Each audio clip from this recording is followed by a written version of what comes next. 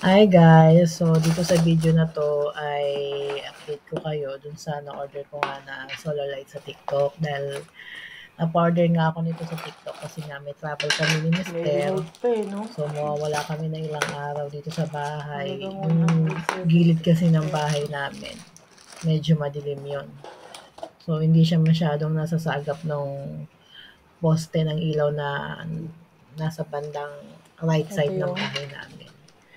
Itong paglalagyan ko ng ilaw na 'to is may bandang left side, so medyo madilim siya. Eto nga, umorder ako sa TikTok, then dumating na nga siya March 8 at inassemble na nga agad ni mister para ma-testing agad namin, makapag-charge habang maaraw pa, makapag-charge. Yung sa gabi, tiningnan ko, sinilip ko, umilaw nga, effective. Kahit ilang oras lang yung charge niya. Maganda yung ilaw niya, maliwanag.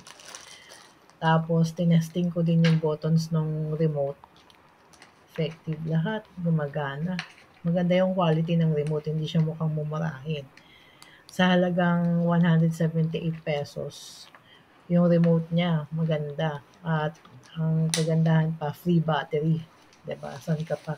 178 pesos. May free battery ka na. Nung umalis kami March 9, bumalik kami dito March 19, ayun, may ilaw pa din si solar light mo.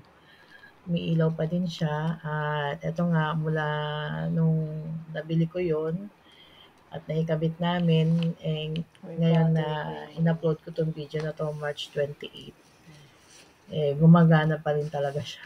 Maganda yung quality. Maganda yung shop na napagbilhan ko na yon. Sa halagang 178 pesos, hindi ko akalain na tatagal siya ng ilang araw. Hanggang ngayon, gumagana pa din siya. I will see kung tatagal pa siya ng months. Tingnan natin. Siyempre, mainit, umuulan. Tingnan natin kung gaano ka tibay yung materyales na ginamit dun sa solar light na yon. Sa halagang 178 pesos, sulit na sulit talaga siya. Kung gusto niyo din umorder, lagay ko sa description box yung link na nabilan ko sa Testing TikTok. muna.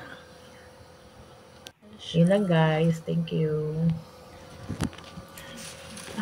Eto na nga guys, no, ito yung video na nung naikabit na namin mister. After niya ma-assemble, kinabit nga din namin agad habang may araw pa. Then nung gabi ding yon, sinilip ko, Nagbiblink na rin. okay na okay.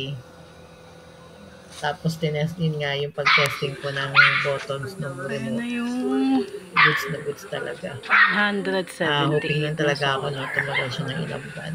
Yan, yung ilaw We'll naman see. siya. Update ko din kayo. Effective. Tingnan natin kung ilang araw yan.